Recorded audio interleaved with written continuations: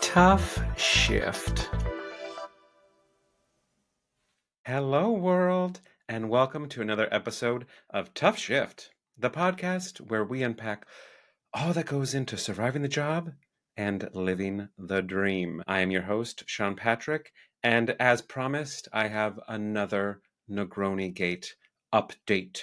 Last week, I mentioned that I was going back to the beautiful center where I pick up catering shifts every now and then. And I mentioned that I'd be working. I got the confirmation email and saw that I'd be working with the bartender who started Negroni Gate. If you don't know what Negroni Gate is, go back to episode 26, where I explain all about the conversation this bartender and I got in about how to make a proper Negroni, and just what toddlers we were to each other all night, just like relentlessly teasing each other. And I mentioned last week I was so excited to have the shift coming up, so I can just because I'm a Scorpio, I hold on to everything, so I can get there and make fun of him and just get right back where we left off. And the shift happened. This episode is being recorded the day after that shift, and I was driving to the center, and I was just so excited, like thinking of all the funny things I was going to say, teasing him for being a bad bartender, talking about why he's so bitter, blah blah blah. And I get there, I get myself all suited up in uniform, I'm ready to go, I have my sheet of what we're doing. Sorry to clap at the microphone again, still learning. And he's 20 minutes late, and I'm like, you've got to be kidding me, you're 20 minutes late. But truth be told is I should have known that, because he's always 20 minutes late to every shift. That's just how he does. That's how he rolls, very slowly apparently. So he gets in, he's a little flustered. I'm like, oh great, now I gotta give him time to calm down. And he calms down, he's settling in, and as soon as he's in a place to where he can handle me badgering him, I walk up to him like, hey Niall, how's it going? I think of you every time I make a Negroni at work, at my real job as a real bartender, making real drinks for real customers. And of course he gets right in there and he's like, oh well, I'm glad your customers enjoy a Negroni that's made wrong, I'm glad, blah blah blah blah blah blah. And he's going on with his, like, not as funny, I should say, not as funny. And it's like, we're in the liquor cage pulling liquor, and the director of the event is there, and it's like, oh, you're gonna trust Sean at the bar, and blah blah blah blah. And it's like, all these things are like not as funny. Like, just, and in honor of Pride Month, I just want to say, like, yeah, straight guys aren't really that funny. But like, if we're gonna be ribbing each other, like, I want some nuance, I want some wit, I want some sass, and I just wasn't getting it from him. So I thought, you know what, I'm just gonna go down to his level, and I will just make fun of him for being the douchebag that he is. And that's exactly what I did, and it was perfect, because this event had a separate satellite bar that was just for Scotch tasting. And he was on that satellite bar at the Scotch tasting. And of course, I told him, it's no wonder you're there, because if you have a Scotch tasting bar and you don't have your douchiest bartender there running it, is it really a Scotch bar? And that's where we left off. But I was annoyed that he was at that satellite bar and I wasn't there with him, or that he wasn't with me at the main bar, because he would have heard all the compliments I got from the customers on the amazing cocktails that I was making, in which I used bitters. So maybe I'll send him that clip, whatever the word I'm looking for is, and so he can hear it and just bask in those words, even though he'll say I made it up. But I love working at that place, and I love working with him, because we can just, it's how the shift goes by, having fun. And yesterday's shift was a little boring, as far as like, there weren't a lot of drinkers, because it was like an in-house event. So people, and it was Monday. It was like a Monday at 2 o'clock. It was a retirement party, or 3 o'clock. And so it's like, well, it's Monday and it's like before 5, and people are still at work, kind of technically, sort of.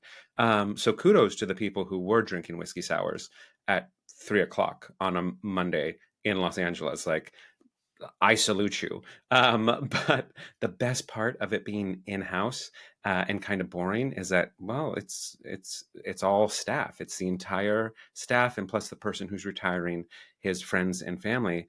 But because it's a staff party, when we got sent on breaks, we weren't eating a staff meal. We were getting in line at the buffet.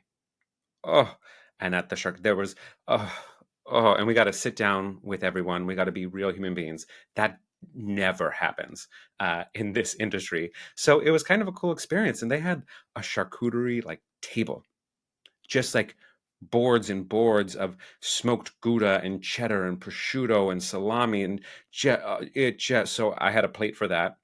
And then dear Lord, I'm gonna need to have just like a solid week of vegetables. And then there was like tri-tip. And so like I filled up a second plate with that. And then they had pulled pork. And I put that on a plate. They had chicken tinga. And I got salad for good measure because I feel like, gotta have something healthy on this plate. All totally keto. Everything was keto. And it was just, it felt like Thanksgiving. It felt like I had gained 20 pounds in the 10 minutes it took me to attack that plate. I wanted a nap. I wanted to go home, but I couldn't. So the next best thing was to get back in line and have seconds. It was a dream shift. It was the opposite of a tough shift. I absolutely loved yesterday. And like I said, I love working at that place. I wish there was more money in catering compared to working in a restaurant, because though you do get like a better hourly rate, some places, and you get a better hourly rate being a bartender in catering. It's not the same. Like sometimes in certain restaurants, if you strike it good, like you're making like 65, averaging out everything is like $65 an hour, which is like not freaking bad. And catering is anywhere from like 20 to 30, maybe 40 if you take on like a leadership role, which isn't bad, but it's not the same as like working in a restaurant. So there's just these trade-offs. And this place has such a great roster. Its catering staff is like really solid, and they have it like they have it filled to the brim because it's not everyone's availability is going to be the same in 3 weeks, in 2 weeks, you never know. So it's a little more difficult to grab onto shifts. But I wish there was more shifts at this place because I it's such a joy working there, and like I would take a little bit of a pay cut to be there. And they always feed their staff. That's one of my 3 golden rules. They always feed their staff. It's such a fun environment. They're like human beings. It gets tough sometimes, but they're the quality of people running that place, just it's so nice. It's so nice. And then tomorrow I have to go back to my restaurant job, which I know I made mention a few episodes ago that this would most likely be my last restaurant. And now a few more shifts into the experience, that might be changing too, right? I mean, I spent so much time training and taking tests, and I'm just kind of now starting to see what it's like working there. Kind of now seeing like I haven't even received a full paycheck. I don't know what all my tips, what all my hourly, what all the tip out is going to be. So I don't know if it's going to be financially worth it because this place, it's a lot of work. It's a big commitment. It is a long, like an 8-hour day is a normal work day for everyone. That's fine. But 8 hours, 8 to 9 hours in a restaurant, that's intense. 8 to 9 hours behind a bar, that's it's crazy. And so I don't know if the payout is going to be worth all the work. Obviously, if the money's good, I'll find a way to make it work. But like right now, 2.5 hours to open the bar, like that's setting up this bar takes 2.5 hours. Closing the bar takes roughly the same. There's just a lot of unnecessary steps and work going into it. So if it's gonna work out financially, I'll be fine.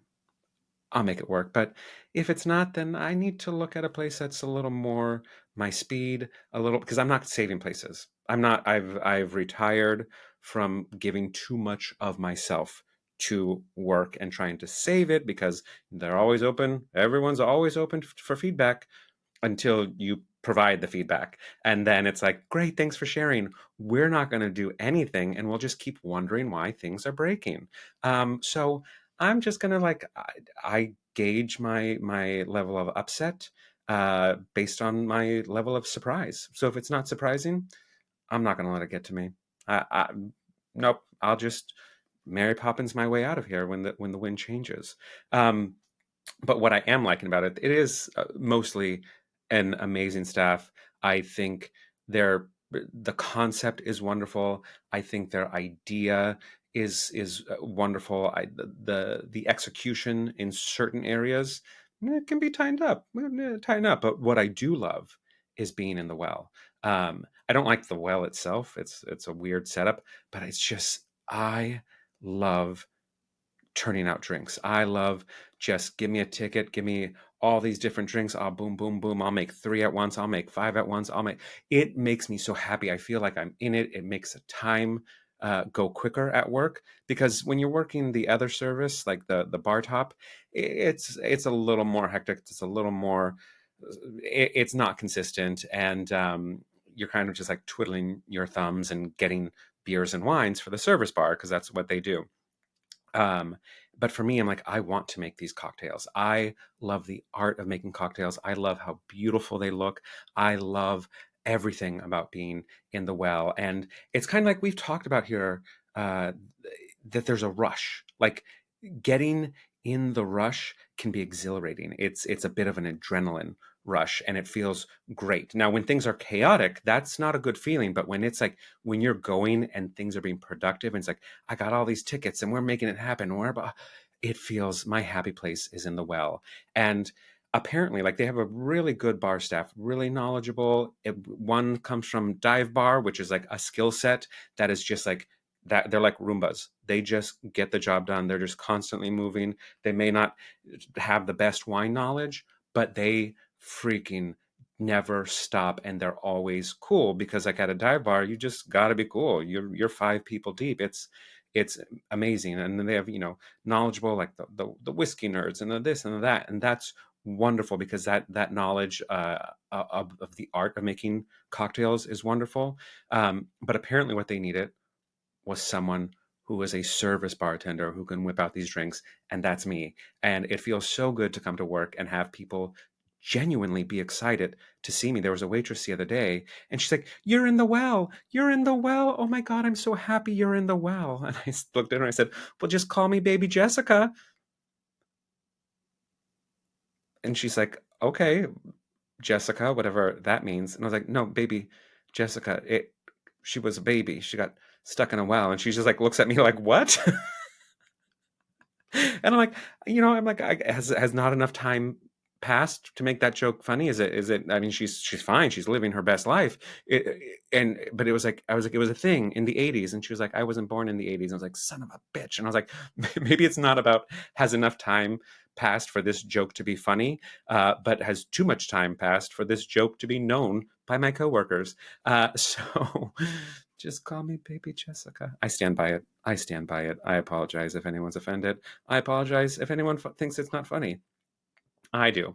Um, but there are a few things that I don't like about working in the well. And there's, always certain personalities that you're working with in restaurants, certain servers who are just so needy. They're like the needy customers who don't realize that everyone else is in this establishment for the same reason. The servers who don't realize like other waiters have tables, other waiters have put in drinks, other waiters need my attention as well. And it's always like there the amount in this place in the 1.5 weeks I've been like live in the tip bowl, the amount of on the flies I've seen memoed in, like, cute, you forgot. And I would love to help you and I will help you, but I'm not going to stop what I'm doing just because you put it on the fly. I will get it to you as soon as possible, but like a Diet Coke refill on the fly, a wine on the fly. Getting wines at service bar, that takes you out. Like, I'm making drinks and I have to stop to go get your wine that you forgot. And like, it happens. I forget shit all the time. I make mistakes all the time. But like, let's settle down. All right. Like, let's not make it something it's not. And let's understand that we're gonna have to wait. And I will get it to you but it's just they stand there and they stare at you. And it's like, I'm making drinks. And for the service, well, any waiters, waitresses, servers, whatever, listening, I wish I could get this across to more people. Treat the well like it's the expo. Talk to your service bartender the way you would talk to chef. You just don't run in the kitchen and say you forgot to ring in fries and blah blah blah, and I need this and where. No, you go in the kitchen and you wait to be acknowledged. So I see you, and I'm counting in my head. I'm measuring. So when you keep interjecting and interrupting and trying to get my attention, I'm like, where was I? Did I put the lemon in? Did I put the syrup in? Did I put it stops me. So like, let me finish measuring, building the drink right here. I don't need to shake it. I won't shake it. I'll build it and I'll stop and I'll turn. I'm like, well, what did you forget now?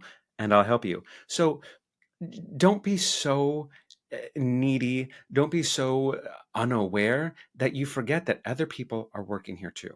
All right. Just treat the bartender like you would treat the chef, and I promise you, things will come out faster. Things will be resolved smoother. It'll be fine. All right. The other thing that these well, one in particular, two do is that they're a bit passive aggressive with their service bartender. So, it's busy Friday night. Sometimes there's going to be a mistake, right? So, see a ticket and it's like, okay, what do you need from service bar? Da da da da. And I'm telling the bartender, I need a rosé, I need a Chardonnay, I need a lager, I need boom. And I'm just calling out what I need to complete the tickets so I can focus on making the drinks. And finish this one ticket, put it out there, and the waitress runs everything except for the rosé. And then she comes back and she's just like, so are we no longer serving this in a champagne flute?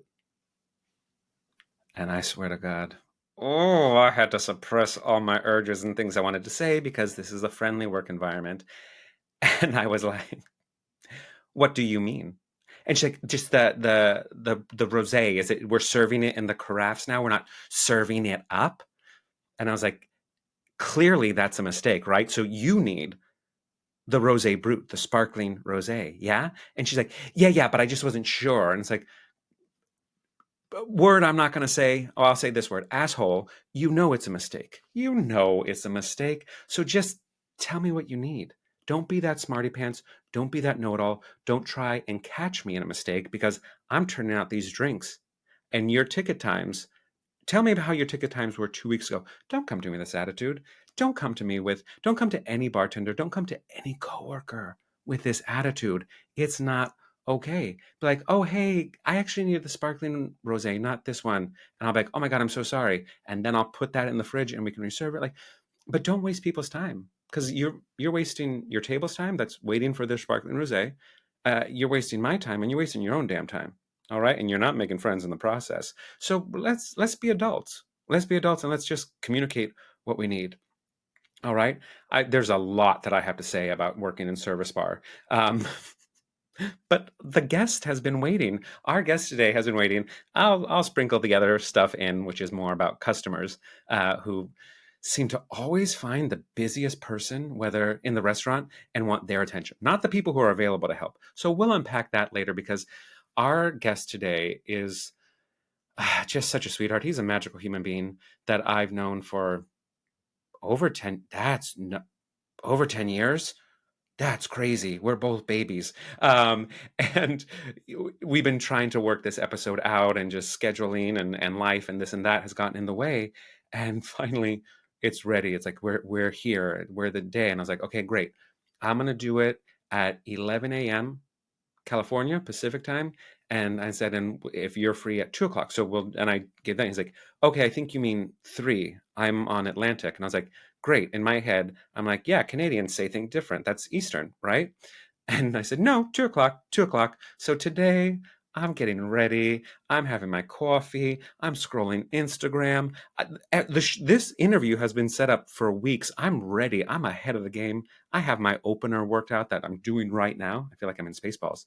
We're in the opener right now. Um, and then I'd like check and I see a message. He's like, I'm ready. And I'm like, it's been a half hour. And I'm like, oh shit, did I mess up the time exchange? And he's like, you sure did. And I did because I didn't believe him when he said Atlantic. I didn't think. I thought he was just meaning a different way to say Eastern. So he's been so patient, and he's been patient as I'm rambling on here. I adore this guy, and I know you will too. He is a singer, a songwriter, a guitarist, a drummer, an actor who spent 13 years, 13, 12 years in New York just making shit happen. I met him as we were part of a lineup for a mutual friend of ours, drag queen Ruby Powers, who used to do these lineups at Bar Talia on the Upper West Side and just bring all her friends in. It was all random Saturday nights and just a lineup of the most talented people who weren't working on Broadway yet. I saw him perform, and it just blew me away. Like, not just his talent, not just his voice, not just his presence, but his heart. Like, he puts his heart in everything, and it's palpable. You know, some people are just magical. That's this person. And in his time in New York City, he never stopped working. He never stopped hustling. He was in class. He was doing readings. He was doing workshops. He was guesting on people's shows. He was part of lineups, and he was headlining, doing as much as you can get, getting as much as you can get out of New York City. He has released a bunch of albums, which you can stream or purchase on iTunes and Spotify. This is Brady, Friends Like You, The Early Years, 20 Favorites. He's also like appeared on other people's music. Like he's been a guest artist on other albums. He has worked with the Alvin Ailey Dance Theater, the Chain Theater, the Ailey City Group Theater. He's performed at Carnegie Hall, Cape Conservatory. He's done film and TV, commercials, theater, and dance. And just like I said, the biggest heart of gold and a voice like butter. Please welcome to the show my dear friend, Brady Cudmore. Hey, how's it Hello. going? It's good. How are you? Oh my God, well, if I could have one of those introductions for basically every single thing I did every single day, I don't know what I would do. Thank you for I that. I am your hype man. I Yeah, am I was just like, more, more, more. No, no, that's so sweet. I Thank got you. I got more. It's easy because all I'm doing is telling truths, and especially with people that I know, it's not just your resume; it's what I've experienced, right? Appreciate it. And I immediately was just like drawn to you. And I remember this is a funny little memory that came up because, like I said, you were always doing readings, always doing workshops, always in class, always in it, turning, making the wheels turn, spinning all these plates. And you had posted on Facebook at one point, like you were looking for some last minute, we need for this reading, da da da da da. And I was like, I mean, I'm not really right for this, but I'd love the opportunity to work with you. So I was like, cancel my plans for the evening. Went and did this last like few hours notice, and I get there and I'm looking for you, and I didn't read the post. Apparently, me not reading things properly and, and miscommunicating is I was replacing you. And I get there and it's I was like, "Where's Brady?" And like, "You are Brady tonight." And then the show was about a high school student. I'm like, "I've looked 45 since I was 2." So this was just where with readings, it's a real stretch of the imagination. But it was like funny to think like, "Oh, that's a little memory we have together, though apart." Yeah. But you really were you are magical, and you really did make the most of New York. And we're going to unpack that uh, as we go along. Thank But you. first, we're going to start this episode the way we start every episode, and not with me just rambling on for 20 minutes. But I want to know what your gateway job was in this hospitality industry, how you became the walking, talking, singing stereotype of the actor, singer, performer working in hospitality to pay the bills. Thank you for the question. So this is interesting. Technically speaking, my first hospitality job was as a host at a local place, which no longer exists over on 52nd Street. That was my first time like ever being like a host. right? So I didn't really know anything about bartending. But before that, I worked at Tim Hortons at age 13, which is like super Canadian. And it's Super basically Canadian. hospitality. Yeah, and like I knew of Tim Hortons because of New York. I had no idea it was a Canadian thing until like Canadians were like, "Yeah, it's Canadian," Yeah, and it's like huge. It's even in Come From Away they make mention of Tim Hortons. yeah, Like yeah, that's yeah, and customer service. We've had coffee people on here, and yep, that's a way to start your day. Um, yep, yep, excuse me, with that much yeah, energy coming at you, with people just starving for their coffee. yep. Yeah, starting out as a host in this industry. So your first, separate from Tim Hortons, your first job in hospitality was in New York. It was, yeah. I worked at a. This is so weird. Of course, like, this is such like a New York thing, but like I worked at a. It was right next to the post office, and there was lots of foot traffic. It was in Hell's Kitchen, but it was like a gay sushi bar. But like it wasn't like It I wasn't a had a sushi. date there. Yeah, yeah. That's where I I had an worked. awful date there. Surprise, surprise. Dun dun dun. It um, was green, right? It was like Bamboo 52. that is correct. You nailed Oh, it. Yeah, sorry. Yeah. Well, since it's yeah, closed, what are they gonna do? yeah. What are It's they gonna closed now. in Yeah. my bad dear bamboo, and my bad date had nothing to do with you. It had to do with the guy who showed up 3 sheets to the wind to the date. But that was an Yep. interesting, and that one's definitely going in the memoir. But this isn't about me, it's about you working in Hell's Kitchen. And Yep. that's crazy. And so how did you work your way up from host? Did you work up there or No, so it's so strange. I'm like really a go-getter. If you've met me, I do have a larger than life personality. These days, I'm a little bit more hermited as I have my cute apartment and I'm doing other stuff, which we'll talk about a little bit later. But yeah. I was very outgoing, and naturally, if you give me a job, I'll give it 150%. So I didn't really know what I was doing, but I was really good at greeting people. And suddenly, I think it was like 3 months in, I had just been working at a Russian nightclub singing and dancing as an MC too in that period of time. So, and they shut down. So then, like, I had to find a second, like, survival job at that time. Um, I started noticing the foot traffic, and I also love to look at the guys because they're all beautiful, Yes. gorgeous Hell's Kitchen men. And I started inching my way out, trying to draw a business in by standing outside with like cute little outfits and like holding the little like drink books and whatnot. And I was the only host that did that, right? And my boss had seen it, and he was like, "Everybody needs to do what Brady's doing. Like they need to be out there, like trying to get people to come in, like talking about drink specials, giving the menus out to them." Yeah. And that ended up becoming like a fixture for them. So before I was planning on leaving, he actually gave me a raise trying to keep me there. But I got another offer as a manager for a bar, so I ended up taking that. So I went from host, literally jumping straight into management at the time. I was 24, I guess. Well, yeah, That's 24. Yeah, crazy. yeah, yeah. So That wow, I would never. I'm very honest with. I would never manage. Even when with the job I'm at now, they're like, "So, are you looking for advancement and leadership roles?" Like, fuck no. Like, I do not want to manage. I want to hang my apron up at the end of the night. I want to go home and be with my fiance and my puppy and a nice cold Manhattan. I don't want to manage. And they got you. They they hooked you did, in at and 24. They're like, oh, he's bright-eyed and hopeful. Let's get his oh my soul god, now. like, and it was so funny too because it started out as a better hosting gig, right? And I was kind of getting tired being there, and I wanted to go somewhere different. But then the guy initially, like, I was only at this new place, like they gave me a much better wage, because it was all through the nightclub too. It was like a new place that they were like opening or whatnot, through a friend of a friend. And at first, it was initially supposed to be hosting. I was supposed to be a maitre d', which I know what that is because I speak French, but I didn't know what it was then. I really didn't know what that meant. Um, In New York, and yeah. yeah, and then the owner, he had a best friend that was working there at this next place, and they found out that he was stealing like $20,000, $30,000 over the year period of which he had been there from the servers. So, and this is not at Bamboo. This is at the next place I started working. So That's crazy.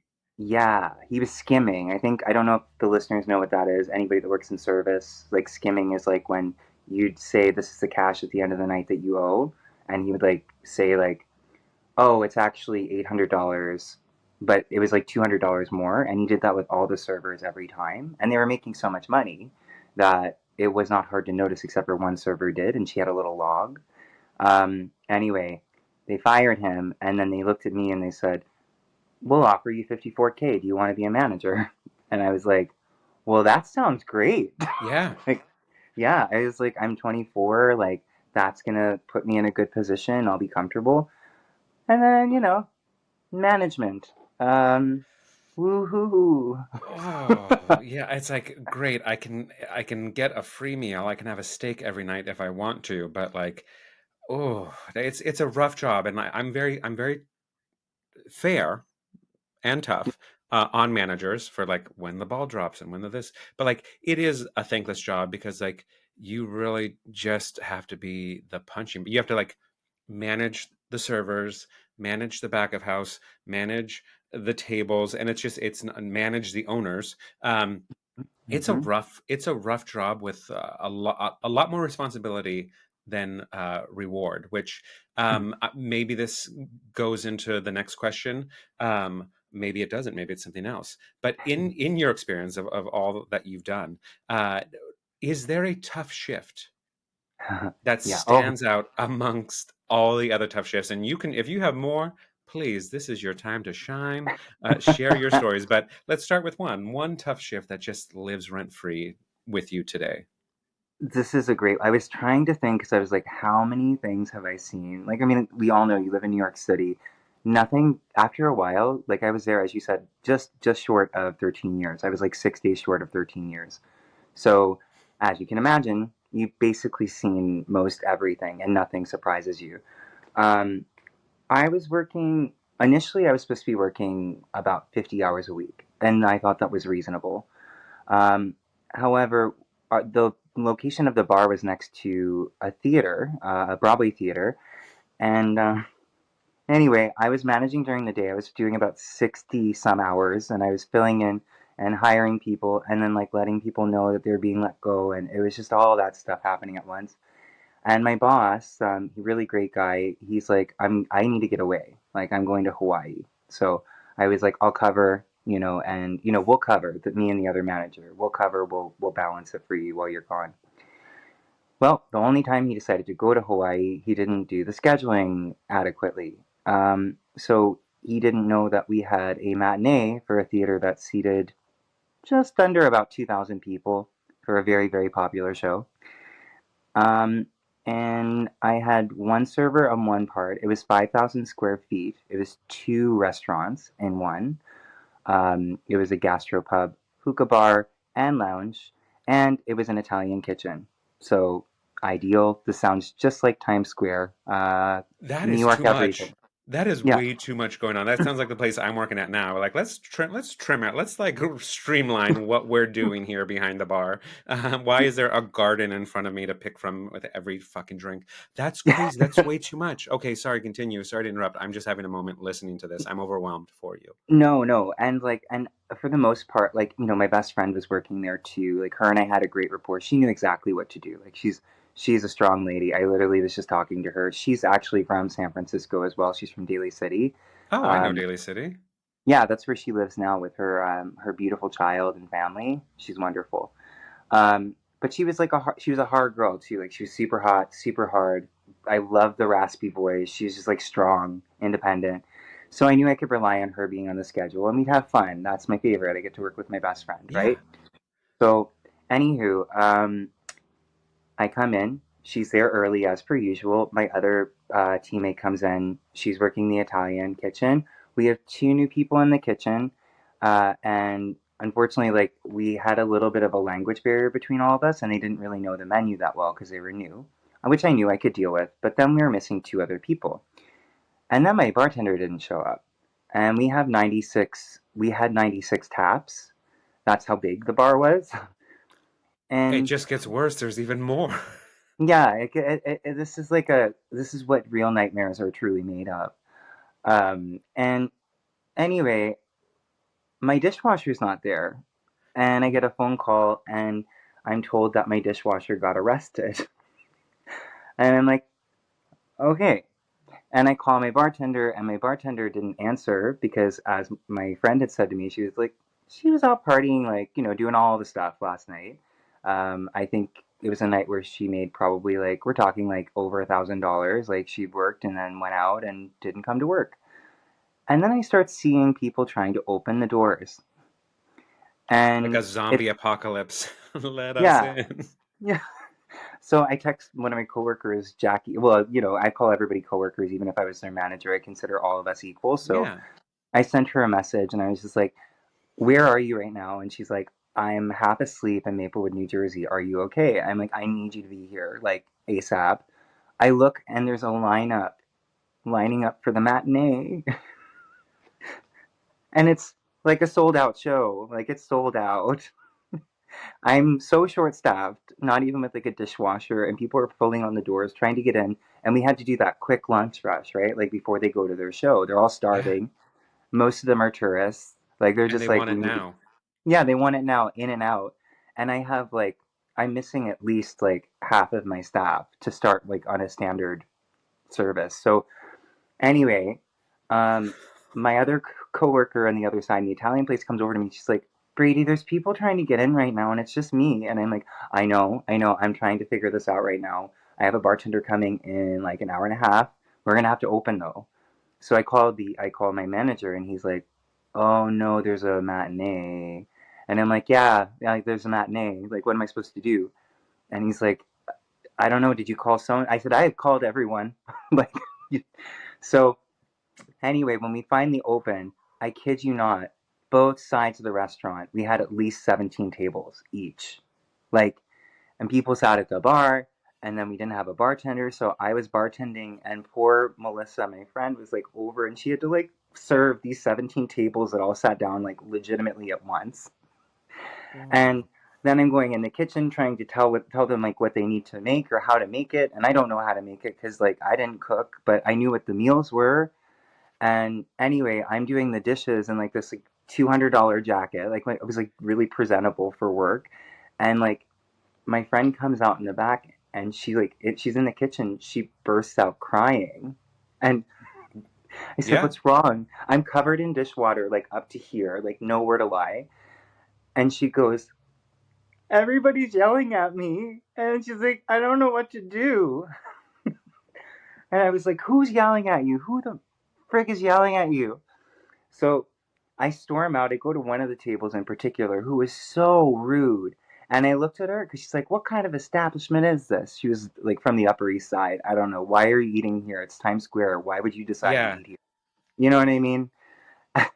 And I told her, I'm like, "Look, you can either wait or you can go. I don't care which way." I said, "But you're not yelling at people." And she looked at me. She's like, "I want to talk to your manager." I said, "I'm the manager. You need to go or stay. That's it." Yeah. Anyway, though, like, we had tables turn around, the Yelp reviews were just disastrous. My bartender obviously comes right after the rush. And then, we ended up going out for drinks, I think around 10 o'clock around the corner, and we just like stopped and laughed at the same time. It's just like, we got beat up. Like, it was horrible.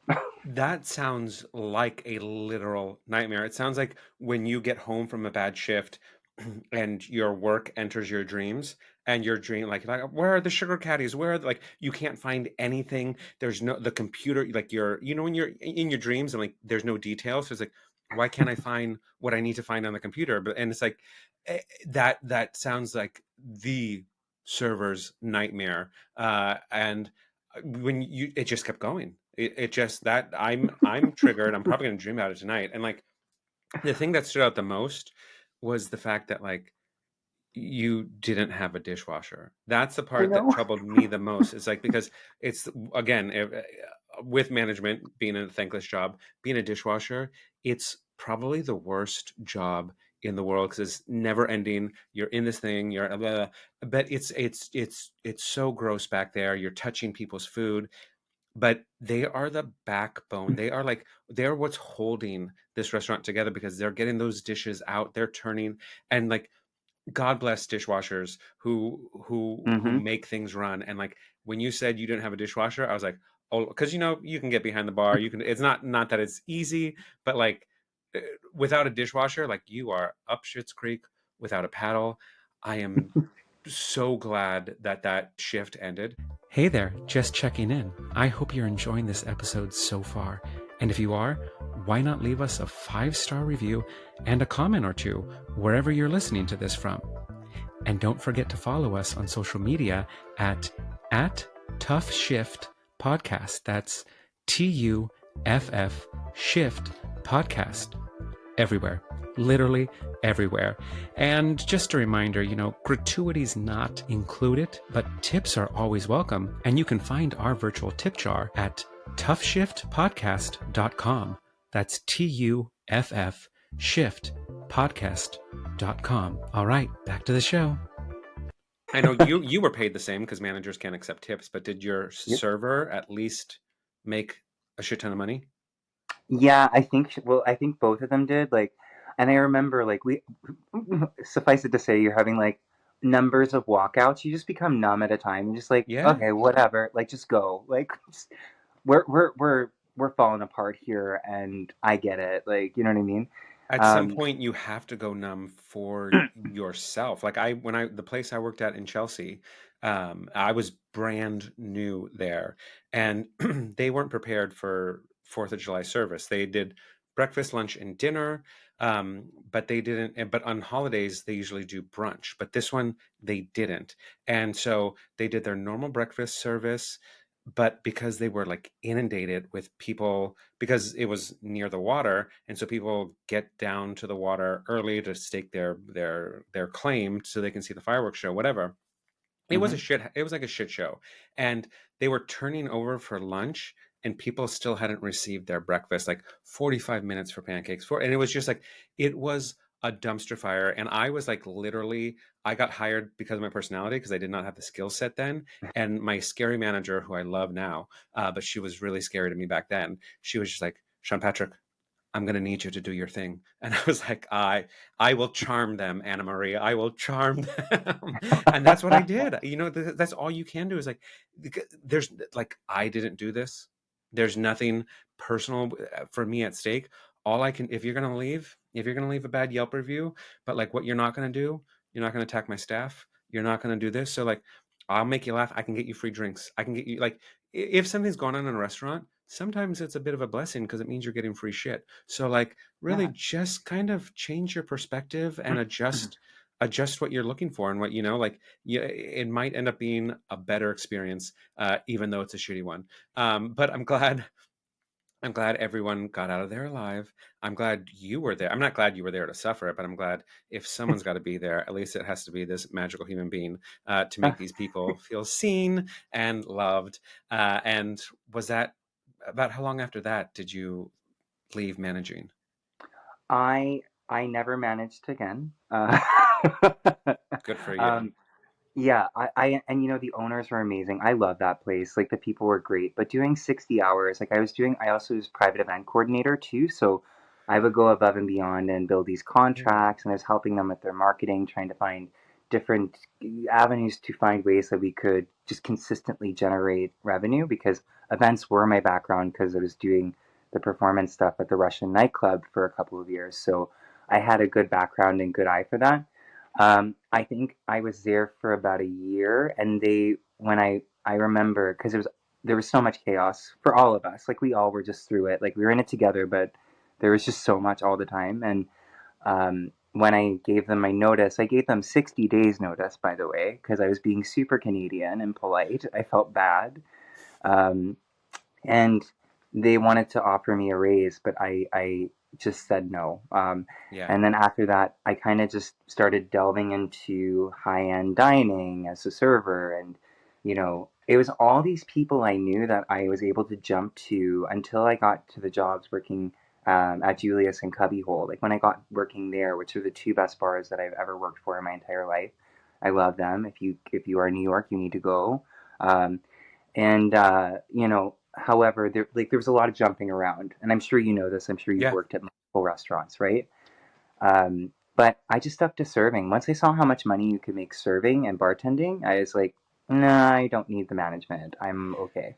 Because you don't need the emails in your head at night. You don't need the checklist running at night in your head for Mhm. 54K, which is like maybe good in some places, but not in 2025 and not in New York, really, for the amount No. of work you're doing. Yep. And yeah, you make a whole, like, you hang up your apron at the end of the night and you're done. You're done with it. It's over.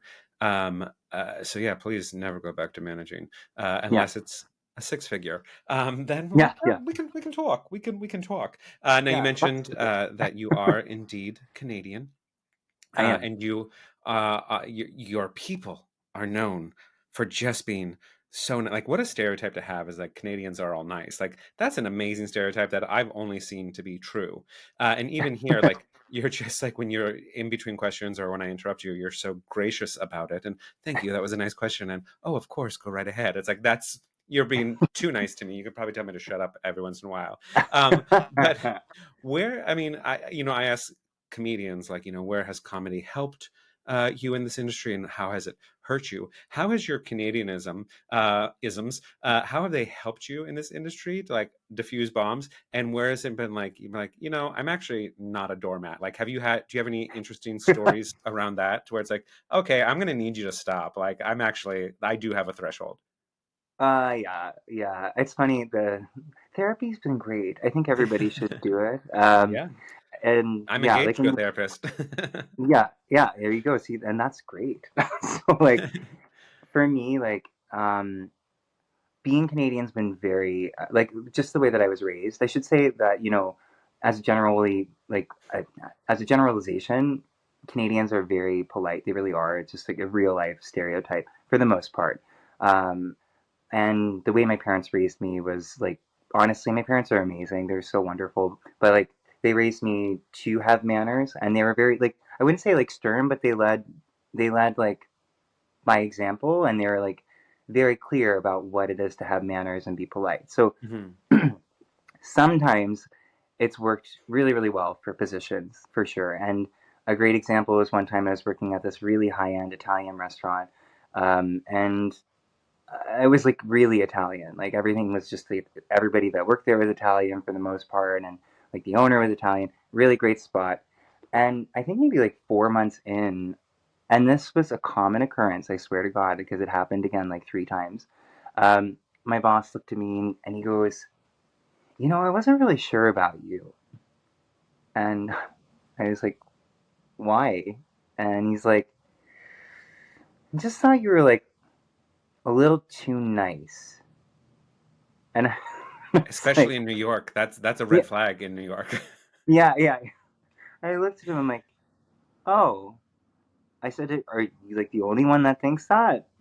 And he goes, no, no, we've talked about it. He's like, but it just turns out you are. And I was like, I am mostly.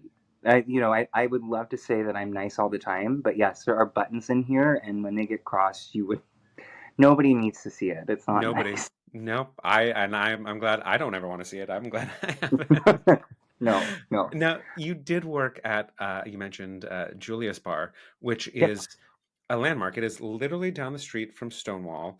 yep, It is a landmark gay bar in New York City. Was yep. it the first, or Yes, what? technically speaking, from my understanding, and now I could again, if I'm wrong about this, please everybody, I'm really great at like being like, hey, thank you.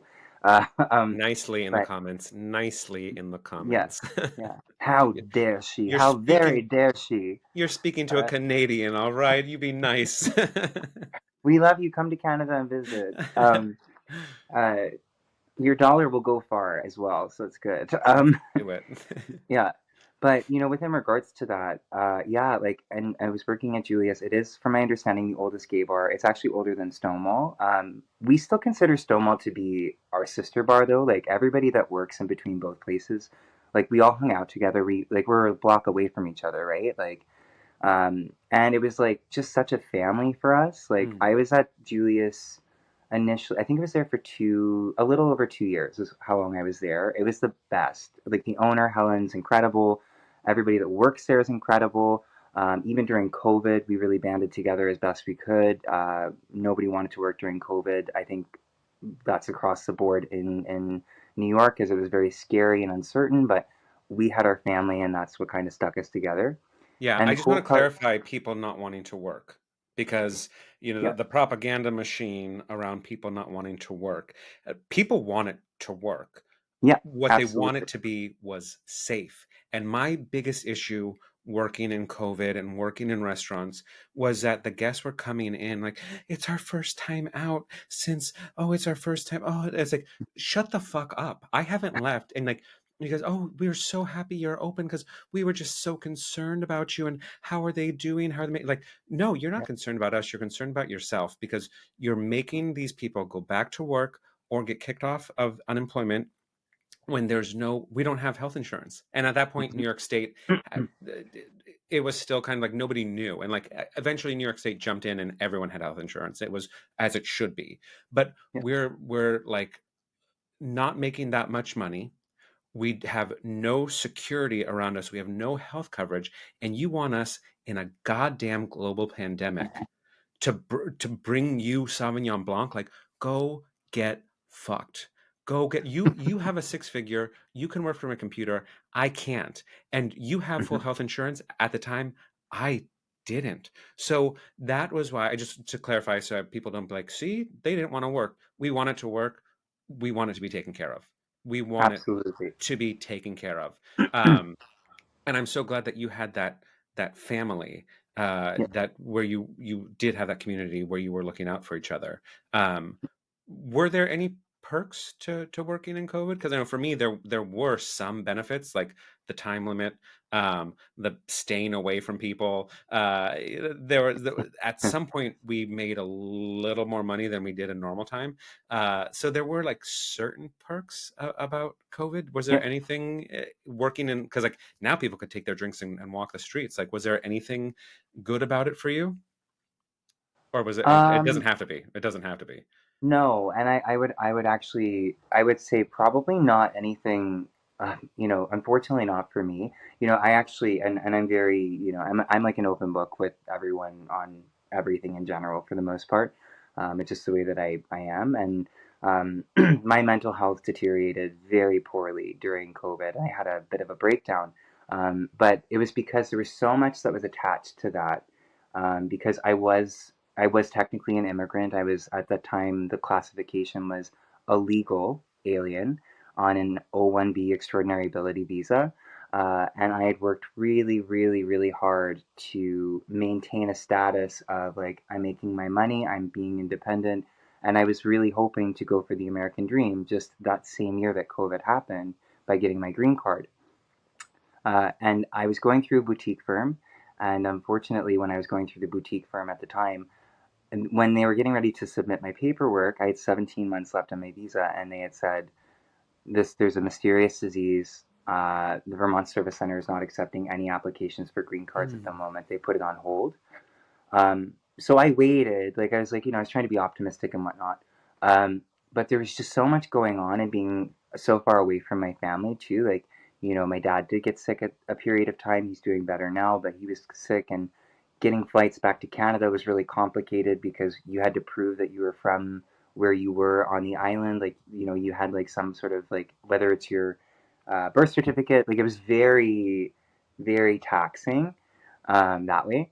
Um, I do have one highlight though. Not everything was a bringer of doom and gloom. Um, I got offered to do something through one of the bars that I was working at, and it was like, does anybody want to do this thing? There was no like money on it, and I just wanted to get the heck out of my house. I was like, screw this. Like, I just want to do something. I need to get away from my ex partner. Like, just anything, please, I'll do it. Like, so Were you we did stuck a. in an ex situationship because of COVID? Were you stuck in an apartment? I actually will admit that we were so on again, off again. I was the worst partner possible. I have to be very frank about it. We were not compatible whatsoever. It happens. But yeah, but we definitely connected in the sense of kind of just getting through COVID, which was Yeah. good. But everything else was just like a mess. Like, Yeah. just like I said, with me having like a bit of a breakdown, that too is like also a part of it. Like there was just no, it just never felt great during COVID for me. So anyway, there was somebody at work that was like always like, kind of like looking for like another opportunity, and they said like, how much is it? And they said, I don't know, and I was like, I'll do it. I'll do this thing.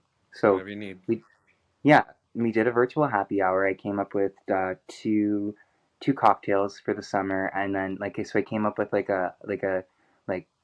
I don't know, I think it was like a Johnny Walker like sangria of sorts.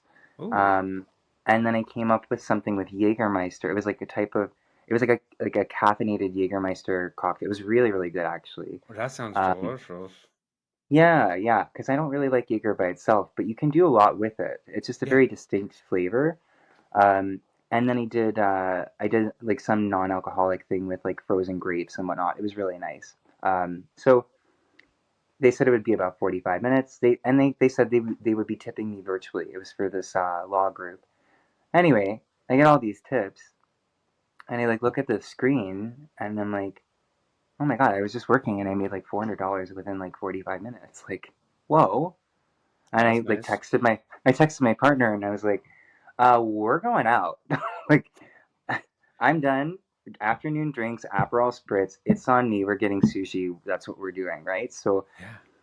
and then I get a message because people were so devastated about not being able to see each other at the time, and they really wanted to do something for their coworkers, for a place that they loved so much, and I get a message from the person that organized it and said, like, it was a very emotional message saying, Brady, thank you so much for doing that for us. Like, thank you for taking your time. And I was like, oh my God, like, thank you for the tips. Like, that was so kind. You know what I mean? Um, and then they said, we'll make sure that we send you your fee. And I was like sitting with Brian, and Brian's like trying to talk to me. And then like my Venmo goes, and it was like a lot of money, like more than that. And And I like looked at Brian and I'm like, and because we were struggling Yeah. financially at that time, right? So I like looked at Brian. I'm like, I made like a lot more. And like he looked at my phone and he was like, holy fuck. And I was like, I know. He's like, how? I'm like, they just felt bad because of COVID. Like I said, I have no idea. I didn't even expect anything. I just wanted to get away from him. Like, Yeah. you know what I mean? Um, so there were these wonderful highlights like that would occur. Like you'd have these angel folks that would just be like here, and or we got this little event. Here are the COVID tests. Like, why don't you bartend for us at home? Or you know, um, so yeah. And I think our community got stronger from it. You Yeah. know, uh, but I'd say those were like the main takeaways. Just people's generosity was like through the roof. Like truly during that period of time. That's wonderful. That's really great to hear, and I definitely relate to that. Like the not in a not ideal circumstance, which is an understatement. Certain people and certain groups of people did come together and showed exactly who they are and their beautiful level of humanity. So I'm glad you did have that experience in the midst of the shit show it was. Yeah. Before we Yeah. leave hospitality to talk about you as a performer, Okay. I Yeah. want to unpack a little more about working at Julius, Yeah. and want to talk about bar regulars. Want to talk about this and that. But working in a gay space is like, Yeah. wow, that's wonderful. That's like beautiful. Because I went and saw you. Actually, we'll kind of go all over the place. Because not only were you bartending there, but you also performed. I did. Yeah, I had my own show called Tune Up Tuesdays every second Tuesday Yeah, for and about 2 years. Yeah. it was so cool because, like, I mean, the aesthetic of Julius is my kind of bar, like dark wood paneling, divey, like I think it was cash only. Like I don't like that part. But but I do, it's like such a great dive bar, and it reminds me a lot of the old school Ninth Avenue Saloon. The new one is great, but the old Ninth Avenue Saloon where it was like there's twink bars, there's bear bars, there's this and that. But at Julius, it felt like this is everybody. This is It is everybody, everybody. and it's not just your poster child, New York gay twink, whatever, or leather daddy, or there's it's all of them. It's all of us. It's Yeah. everybody in between. So it's a really cool place. And you got to like perform there. and do so much. But what was the best part for you about working in a queer space? I have never felt safer. I think it was kind of amazing because I not only was working at Julius, but then word had got around for a few years in the West Village about me, like me, I don't know why. It was like, and it wasn't like, who's he slept with now? It wasn't one of those. It was just like, Brady's that cute little bartender guy that kind of hops around the village. He's working at these different places. And there was an opening at Cubbyhole as well, which is also one of the safest and most beautiful queer spaces in Manhattan. Attracts not only lesbians but just queer folks of all kinds, and that's really what Tanya wanted. Was she wanted a neighborhood bar, and she wanted it to be for everyone. Of course, queer centric, but everyone. And so when you couple those two spaces with these incredible owners, like with Helen and with Tanya moving to Lisa, they curated a space that was so protected and so safe for everyone.